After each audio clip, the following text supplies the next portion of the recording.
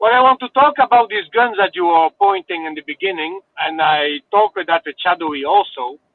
We are laughing with that. Why? That guy with these guys with the Kalashnikovs, they are normally, I think, drugs dealers. They are never going to shoot with these weapons to policemen. Never. Not going to happen. Never. Not the danger. The only danger I can point to is that gun shop that was robbed. That may be a dangerous thing. Drugs dealers going to use these weapons against rival drugs dealers. They're going to sort of trying to fix some shit in their business using these guns. That's why they have these guns. But the guys that we saw in the footage actually were very stupid. I hope for them they steal that Audi, that car. They steal it. It's not their own car because the police are going to track them very fast down and they're going to be arrested and they're going to be put in justice. These guys shooting in the air just to provoke, to say, yeah, I'm a big guy. That's it. They are never going to use these weapons against the police.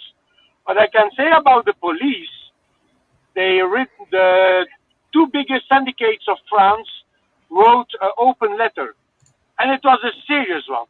And that one, we can be very concerned about it. So the police in France was always been protected by the government. Always. You are protected by the government. It's a normal thing. The police is protected. But these poor guys had a lot of work to do for the moment in France for the couple of past years. And they are fucking sick of it. So they wrote a letter to say, government, we are sick with all these extra work we have. Sick to have all these policemen being wounded. By why? By people that keep continuing rioting, destroying everything, attacking deliberately the police. It's also to know that in the suburbs, the police don't try to enter. If you're even firemen, don't try to enter. If you're an ambulancier, so you're a medic, don't try to enter. They're going to attack you. That's how fucked up these suburbs are in France. I once missed a direction from Google Maps, and I to go to a hotel in Paris, just next to suburb, and I entered with my car in the suburb. I was fucking scared.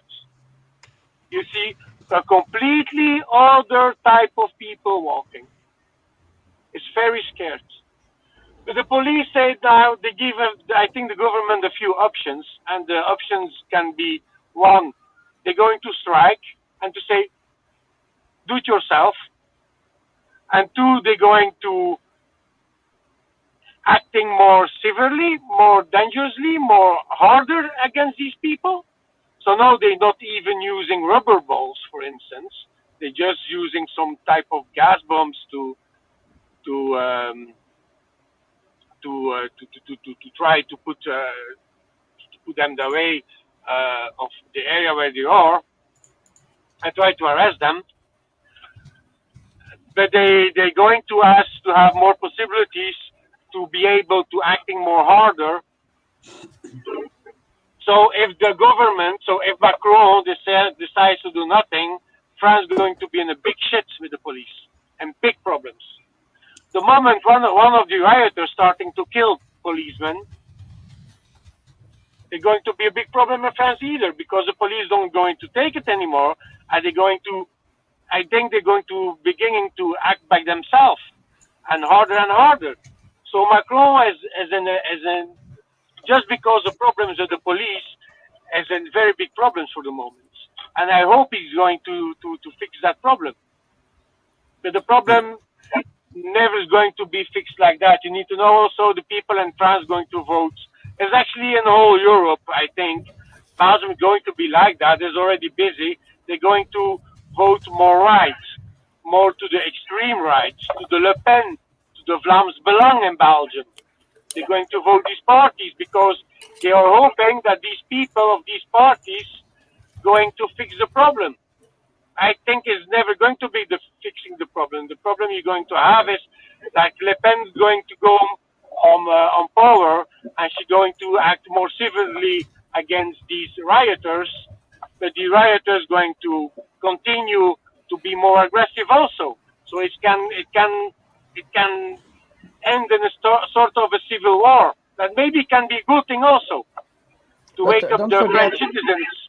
But don't forget, Mr. Lambo, one of the supports of Marine Le Pen are Algerians, Portuguese, actually immigrants, which is, it's a contradiction, but it's true. Yeah, but like Eric Zemmour, there's also Eric Zemmour that it's actually going to be, I think, the concurrent of Marine Le Pen in the next elections in 2027. He is Algerian.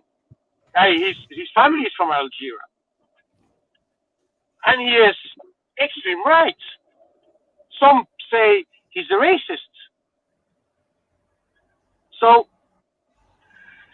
it's a difficult thing. They need to clean up the suburbs. They need to really clean up the suburbs. But another thing also is that the parents of these guys need to better educated. It's also never going to happen. But I think it's a problem that's never going to be really solved.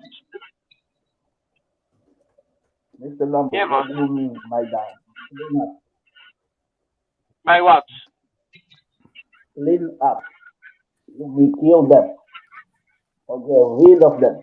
We can't hear you, bro. Yeah. You sound like you're 10 feet away. Yeah. What about now? He was saying, let's kill them. Let's get rid of them. Which is actually... Yeah, let's kill them. Yeah, maybe they can put back the guillotine. Don't forget, France was the last country in Europe that used Remember when they the October Revolution then? Yeah, remember that the guillotine was used by the mob, really. So it's almost a little bit inverted, like chaos is going to arrive in a guillotine rather actually, than that's not the true. The guillotine was us. used by the elite against other members of the elite, which is pretty much like this is the reality. But the elite who took control over the mob, right? And that's exactly what we saw in the U.S. as well. To say that the mob, this kind of goes back to what you were saying before, where it's, is the mob being to some extent led or kind of supported by, like conflict between elites, and one side of elites sides with the mob, empowers them, creates that sort of like anarcho tyranny sort of situation. And so, yeah, we talk about the French Revolution as if it's an uprising of the people against the king, but ultimately you do see that, yeah, there's an elite group that goes against another elite group and doesn't exchange by using the power of the mob. And so some people would ask, why don't they stop the riots and all the craziness that we see right now?